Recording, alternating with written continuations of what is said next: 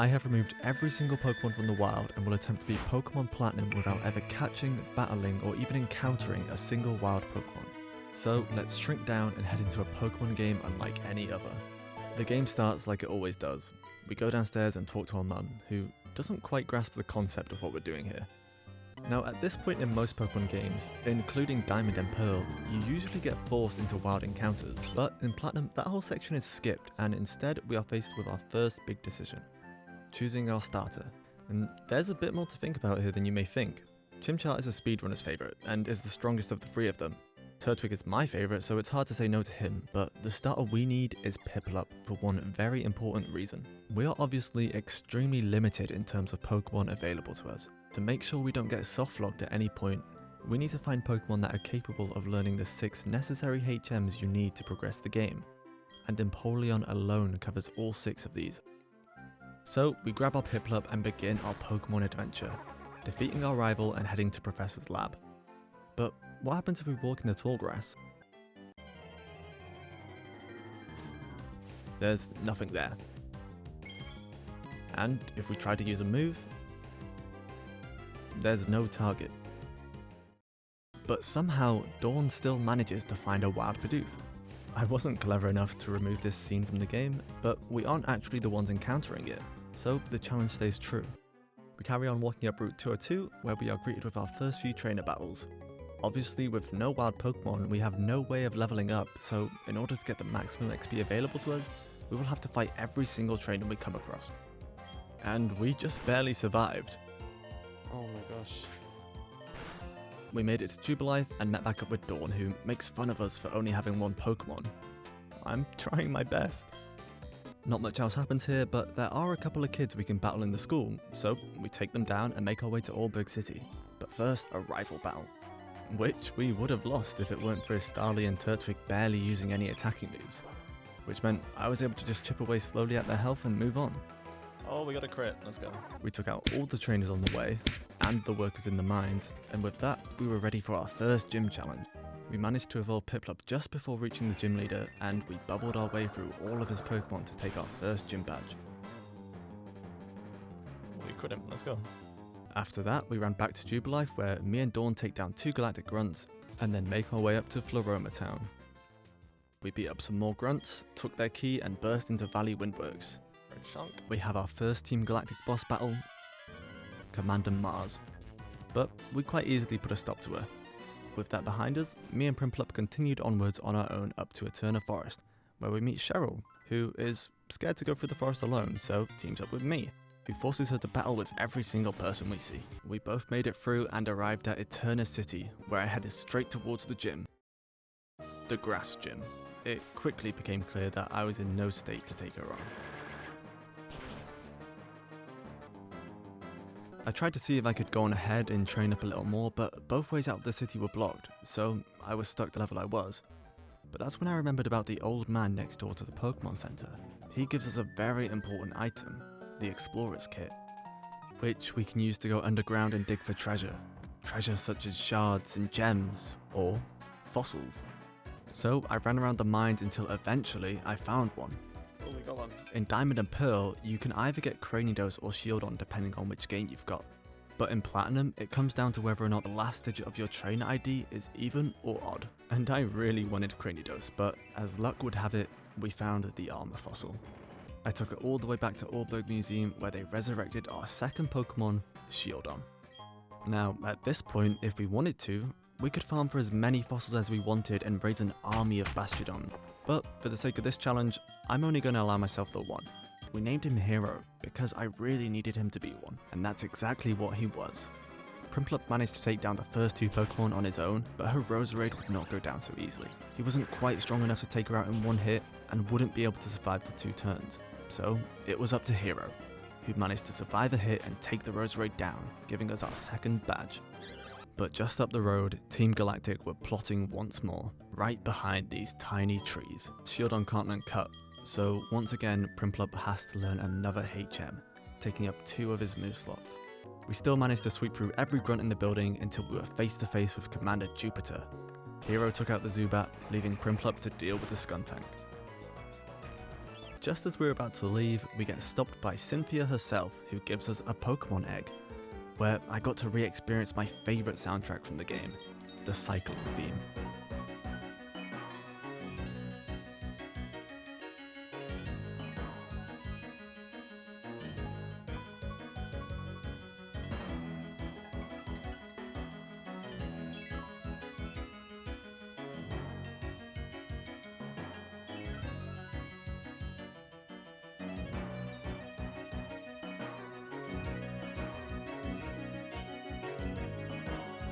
Our third Pokemon was born, Togepi. The road to Hearthome City was long. We took on every cyclist on the cycle road, rescued a young girl from a cave, and battled our way through the outskirts of Mount Coronet, until we arrived to the site of our third gym challenge, a ghost-type gym. I had a go at it, but to no avail. And I want to just quickly mention that whenever I attempt a gym and white out from it, I always go back to my last save, otherwise I could just keep gaining more XP from my failed attempts until I'm strong enough to beat it. What I did instead was find my fourth Pokemon, Eevee, who is gifted to us by BB. But Eevee only has normal moves, so it's no help in the Ghost Gym, unless we evolved her into Umbreon, who would be super effective. However, in terms of type coverage for the whole game, I think Glaceon would be a lot better, so I elected to wait and look for another approach to beating the gym, and I turned my attention to Togepi. Even though Togepi also only knows normal moves, Togetic is a dual flying type, so I started working towards raising my friendship level with Togepi so I could evolve him. And how do we do that?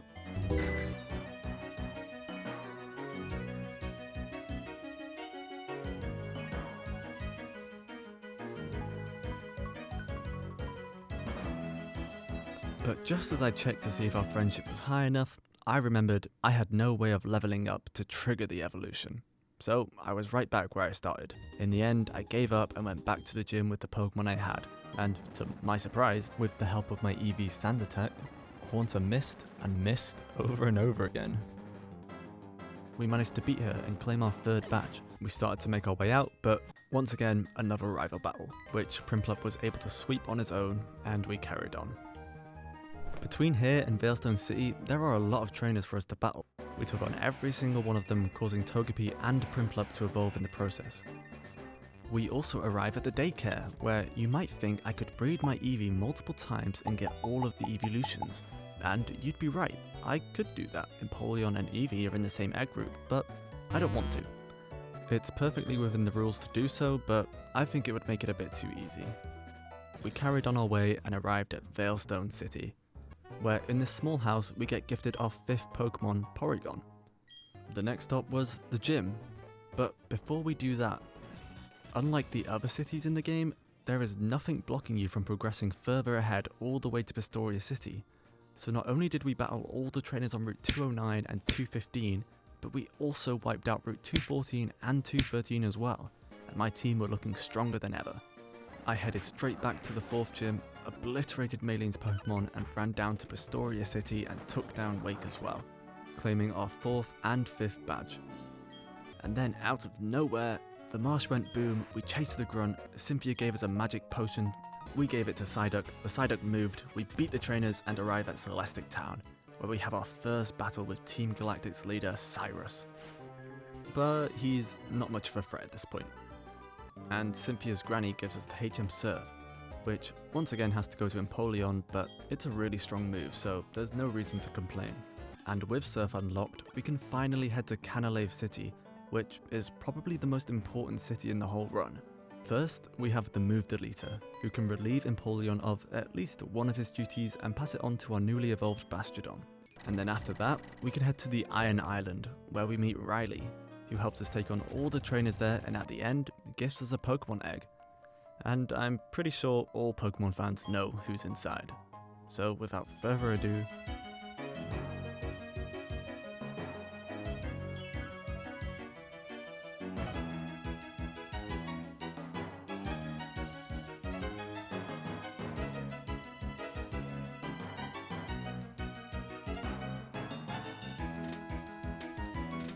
our sixth and final Pokemon, Riolu, a great addition to the team. And to top it all off, at the end of the Iron Island, you can find a shiny stone, which of course can be used to evolve our Togetic into a Togekiss. and with that our team is complete. These 6 Pokemon are the only ones you can use if wild Pokemon don't exist. Or are they? With our team fully built, all that's left to do is to take on the remaining gym challenges and beat the game. Empoleon still had the team on his shoulders and single-handedly dealt with the 6th gym. But before we can make any more progress, Team Galactic's plan is in full swing, and we have to head to Lake Valor, where, for roleplay's sakes, we have to pretend like all these Magikarp aren't wild and instead belong to someone who is probably having the worst day of their lives. But it's okay because inside is Commander Saturn and we take her down, getting revenge for that poor man. We then head to Lake Verity to help Dawn and take down Commander Mars once more. And finally, we have to traverse all the way up through the snow to Lake Acuity. But on the way, we can finally evolve our Eevee into a Glaceon. All we had to do was level her up by this rock. Luckily, we had a rare candy, otherwise we wouldn't have been able to do this. We finally reached Barry, but before we can get up to him, we have to beat the 7th gym to be able to use Rock Climb. So that's what we did. But to my horror, Hero can't learn Rock Climb. The only one who can is once again Empoleon. So just when we got rid of Rock Smash, we now have to teach him Rock Climb. Anyway, we managed to reach Barry, but we find out he lost to Commander Jupiter, so we are forced to head all the way back to Veilstone City and infiltrate Team Galactic's headquarters, where once again we come face to face with Cyrus, who is still not much of a threat, which leads him to leave for Mount Coronet to fulfill his goals. But we will be right behind him, taking out all his grunts on the way and double battling the 2 commanders with Barry to finally catch up to him. But by the time we do, it's too late. His plans, however, are halted by the lake trio we just freed and the darkness starts to open up.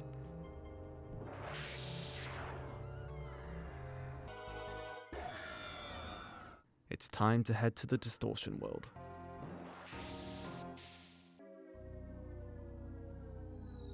After navigating our way through this trippy dimension, we find ourselves facing Cyrus for the last time, who has now definitely become a threat. There is nothing I can do. No way to get stronger, no new Pokemon to catch. I had to beat him as I was, and that responsibility falls on Empoleon. The rest of my team were just too weak, but we persevered. Empoleon took out Houndoom with ease, but Gyarados was the problem. I swapped out for Egg and managed to confuse the Gyarados, but it still wasn't enough. It ended up becoming a full team effort, each Pokemon chipping slowly away at his health, and just when he was on the verge of death, I had to sacrifice Porygon to revive Empoleon, and thanks to Glaceon's Sand attack, Gyarados missed his attack, allowing us to heal Empoleon all the way back to full health. And then Porygon survived another attack, and then avoided one, so we hit him with a Psybeam, taking his health just low enough for Empoleon to be able to two-shot him, finally taking him down. Luckily, the rest of his Pokemon didn't have the same strength Gyarados did, and Empoleon was able to deal with them too, taking down Cyrus and Team Galactic once and for all. Now at this point you may be thinking, wild Pokemon don't exist, but Giratina is here. Encountering him would surely mean the challenge has failed. However, Giratina is not wild. The Distortion World is his home, meaning we are free to capture and use Giratina if we wish. But when I was a kid, I never used the legendaries to beat the game, and I don't plan on doing it now. We left the Distortion World and now only 2 goals remain: the final gym badge and the Pokemon League. So we head to Sunyshore City ready to take on our final gym challenge, but we just barely miss out, losing to his final Pokemon Electivire. We were close however, so I knew if I got just a little stronger I'd be able to beat him. I headed out into the ocean, towards the Elite Four. I went as far as the game allowed me, battling every trainer on the way, and we managed to gain 2 extra levels. Hopefully this will be enough, because there are no trainers left that I can reach in all of Sinnoh. Eventually, we found ourselves back to Electivire, and with our new move Hydro Pump, we got him down to below half HP, swapped out, once more sacrificing Porygon, so that Empoleon could come back and deal the final blow, achieving our 8th and final gym badge. All that remained was the Pokemon League. We put our rival in its place for the last time, with every trainer battled in all of Sinnoh, headed through the doors to take on the Elite Four. Aaron, Bertha and Flint were all a cakewalk for Empoleon, who was super effective against all of them. The real battle begun when we reached the final Elite Four member, Lucian. His Gallade was extremely strong, and we just barely managed to take him out after draining the PP of Drain Punch. Alakazam was next, and we got incredibly lucky that he missed his first move, allowing us to two-shot him. And then for the remaining Pokemon, our team once again acted as meat shields to heal Empoleon enough to finish the job.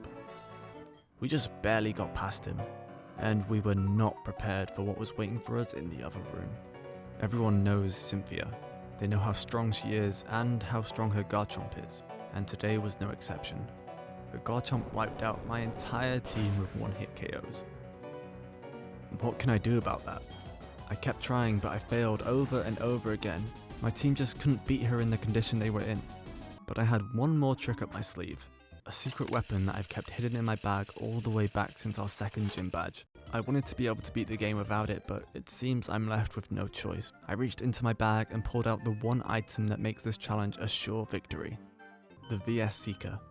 The ability to have a rematch with any Route trainers in the whole game. Even youngster Logan back in Route 202. No one was safe.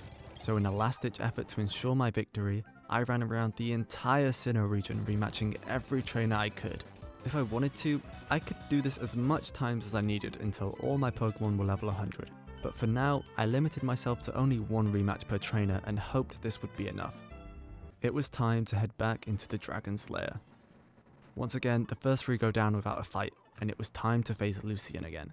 But this time, it was a little different. My focus throughout this whole playthrough was leveling up Empoleon, but there was one other Pokemon quietly leveling up in the background. Our Lucario stepped up and with counter, one-hit KO'd the Gallade, leaving Empoleon free to take out the rest. Back to Cynthia. Spiritomb goes down in one with a crit from Empoleon, and out comes the Garchomp who starts off with the devastating Earthquake. But, thanks to our few extra levels, we now had just enough health to tank one hit from him, and we dealt enough to get him just below half HP. So I swapped Empoleon out and sacrificed Togekiss to heal him back to full health. As long as Garchomp didn't crit, we could take him down right here. Up next was Lucario. I sent out Porygon, who was supposed to be bait, but somehow he has once again managed to survive for one extra turn, allowing me to heal Empoleon once more to deal the final blow. Togekiss was next, and this time it was Gojo's sacrifice who allowed Empoleon to heal. Our fallen soldiers were racking up, and now Empoleon was the last man standing. His team has given everything to get him this far, but there are still 3 Pokemon left, and he just barely held on to faint Togekiss. But then Cynthia sent out Roserade, who was thankfully the weakest of them all, allowing Empoleon to heal to full and also revive Lucario before taking her down. We were down to the last Pokemon, Milotic. We were trading pretty even blows until a surprise Mirror Coat brought us down to just 14 HP. I pulled off one more Surf before falling, but we still had Gojo, and Milotic only had a bit of health left. Come on, just finish the job, finish the job. No! No. Oh, it's fine. He wins, he wins, he wins, he wins. Gojo toughed it out and secured our victory, putting all of the only Pokemon available to us in the whole game in the Hall of Fame. There was only one thing left to do: cycle home to Mum.